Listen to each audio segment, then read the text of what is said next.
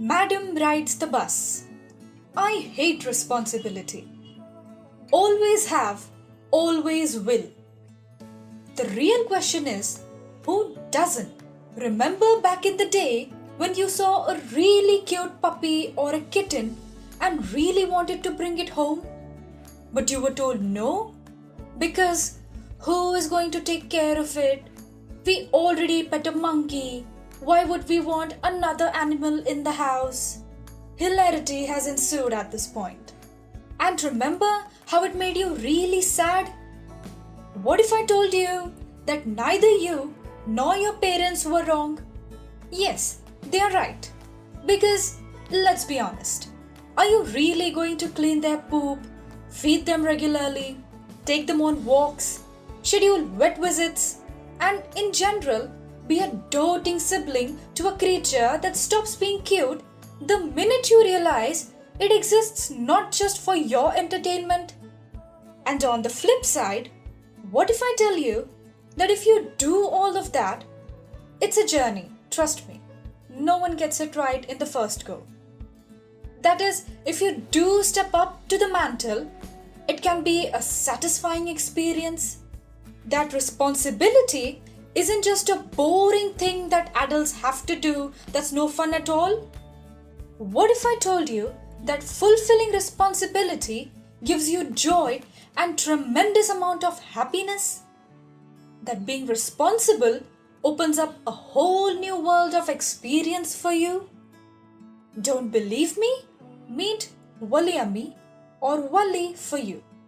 A curious young 8-year-old girl living in a small village, Valli loved standing in the passageway of her house and staring out into the street. She had no friends. There was no one to play with. So, she satisfied herself watching the shenanigans of people walking out on the streets. The most curious of which was the bus that plied from the village to the neighboring city. Traveling down her street once every hour, the bus with its new passengers enthralled Valli to no end. A wish grew in her mind. She wanted to ride the bus as well. And slowly and steadily, that wish became more and more intense till one day Valli realized that she had to travel on that bus.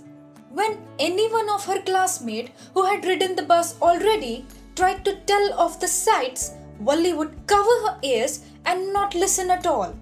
But the more Valli thought, the more she realized that if she wanted to ride the bus, she would need to know all about it. And so, she began carefully listening to the conversations between her neighbors who were frequent travelers. A subtly asked question here and there would reveal a lot of details to her. She gathered how far the village was, how much time it took to reach there, and what was the fare for her dream journey. And so, a plan began taking shape in her head. If she left at 1 o'clock, she would reach in 45 minutes, catch the next bus back, and be safely home by 2:45. And so she calculated. After careful deliberation, she has a plan of action. First, the money. Valli knows she needs enough money to buy a return ticket, and so she saves up, carefully spending any money she accumulates. She resists all desires to buy her favorites, peppermint, toys, balloons, and whatnot. But her hardest challenge is the village fair. She has an overwhelming temptation to ride the merry-go-round. She has enough money for that. But it would come at the cost of her dream journey. No. Therefore, she says to her temptations, albeit with a heavy heart. Quite the self-control, right? Well done, Valli. I'm rooting for you. Learn the importance of prioritization. Second, now that she had enough money saved up, Valli needed to figure out what time worked best for her sneaky getaway. She couldn't be caught by her mom. That was for certain. And it wasn't a new deal for her either. She had a habit of sneaking out of the house while her mother was enjoying her siesta. That's her afternoon nap. A trip into the village here, a walk there, it was all fine. But this would be the first time Valli would make such a big trip. And so, she decides that the slot between 1 pm and 4 pm would work the best for her.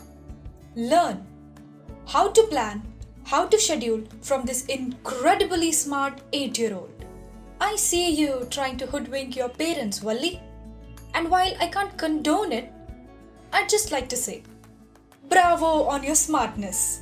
With the logistics ironed out, Valli sets out one spring afternoon and catches the bus. The conductor offers her help to get on board, but self-reliant and fiercely independent that she is, Valli refuses help. That earns her humorous responses from the conductor. And this sets the tone for their interaction. Valli acts like a grown-up person, and the conductor is so amused by her, he jokingly calls her madam, a term reserved for an adult. Her ride is a funny one, funny for everyone else in the bus. Since it is afternoon, the bus isn't too crowded. The conductor ushers her to the first seat with the entire bus laughing at her. Valli becomes shy due to this, keeping her gaze down. As the bus resumes its journey, Valli is in awe. She enjoys the soft, luxurious seats, the clock above the windshield, and the view outside her window. It is obstructed a bit by the canvas, which is why she stands up on the seat to look beyond it. Valli takes in the view offered to her. She sees a canal, palm trees, mountains in the distance, the blue skies, acres and acres of greenery. She is mesmerized when her reverie is broken by an old man who chastises her for standing up on her seat. He is concerned that she could tumble out of the window and tells her to sit down. Annoyed by the sermon, Valli retorts that she isn't a child and that she has paid her full fare just like everyone. Thank you. When the conductor makes fun of her for this remark, Valli glances angrily at him, and the entire bus laughs once again at their banter. At the next stop, a few more passengers get in, and Valli is further annoyed when an old woman who's very different in her get-up sits beside her and starts asking her questions. Repulsed by her big earrings and the Beetlejuice, "That's pan for you," Valli curtly replies to the old woman's invasive questions and commentary. Annoyed with the moral lecturing of the old woman, she puts the conversation to rest with a final sentence. She was old enough to take care of herself. Any concerns regarding the same would not be entertained. Next, as the bus continues its journey, we see the journey and the landscape through the eyes of an 8-year-old. The wonder, the amusement, and the excitement, all complete with clapping and the gleeful laughter. When Valli sees a cow on the road, she is excited. Caught in a deadlock with the bus, the poor cow keeps running to save her life. Valli roars in laughter, mistaking the plight of the cow for play. As the bus rolls near its destination, Valli sees train tracks and a train approaching from a distance. She is enamored by the loud rattle and thunder of the passing train. When the bus moves ahead, she is engrossed in the crowds, the big fancy shops, the glittering lights, the rows of shops with sweets and toys and display. All of it is new for Valli, and she drinks in all the sights. The bus finally stops, and the conductor tells her that this is as far as her ticket would get her. She takes out another 30 paise and buys a return ticket. When the conductor asks her if she doesn't want to explore the city, she says a firm no. She is too afraid of the crowds. and you see her resolve and reasoning, even if childish, when the conductor points out to her that she is on the bus. That should have been scary too. To which she replies that it wasn't, perhaps because of all the planning that she had done. She also refuses a cold drink even when the conductor offers to get it for her. Her reason is simple and profound. She can't have anything she couldn't pay for. And once again, you see a firm streak of self-reliance and independence. And to think she's just 8? Oof, amazing! On her return journey, Valli quashes the conductor's concern that her mother would be looking for her. She instead looks out the window, enjoying the scenery. It doesn't matter to her that she just saw it. The idea of being on her journey in itself is so magical to her that she feels content, excited, and joyful with what she sees. On the way though, something happens. She sees the young cow laying dead by the roadside. There's blood all over. The cow's eyes are dried out.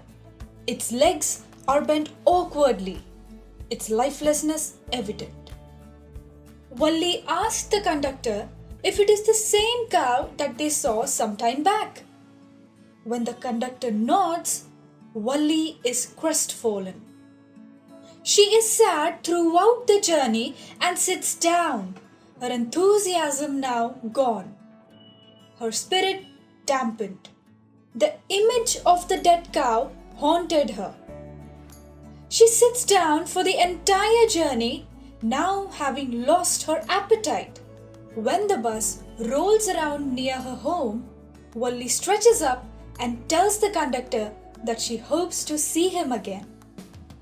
He responds back saying that the next time she wants to ride a bus, he would love to welcome her. Valli laughs and jumps out of the bus. As she sneaks back into her house, she is greeted by the sight of one of her mother's talkative friends. And that aunt loves talking. You know, the kind of people who are so engrossed in speaking that they don't even wait for you to answer their question. Valli sits quietly listening to her mother's and her friend's conversation after being inquired about her disappearance. Her mother continues, however, and tells aunt how it is perhaps impossible to know everything with all that happens in the world. She adds that perhaps it is even more difficult than to fully understand that which happens. Valli chimes in with a resounding yes. This gets her another quip from aunt, mocking how small Valli really is. Valli quietly smiles. Her smile is hiding many things. It is the kind of smile that one never understands the reason for. And she doesn't want anyone to know of her escapades either, does she? After all, who would find out anyway? Before we wrap up this chapter, I want you to truly appreciate how responsible and mature for her age Valli really is. She managed the whole trip herself, planned for it, saved for it, and actually made it happen. She resisted temptation both before and during the trip and stuck to what she had the means to do. Hip hip hooray for Valli! Because her planning enabled her to have such rich experience on her travel. The scenery, the interactions with the people, learning about crowds and trains and big shops and big cities, all for the first time. And that's amazing. But that still doesn't mean Valli is fully grown up and therefore understands the world like adults do. Valli's mom is right. Not everything we see we understand. Just as Valli is introduced to the city and sights for the first time, she is also introduced to death, and that's heavy. Children do not have an understanding of death. It is difficult for them to process it. Because ask yourself really, what is death? How are you supposed to feel about it? What are you supposed to do to deal with it? Can you do anything about it? If not, does it mean you are powerless and therefore it is all meaningless? There's a lot to unpack with death.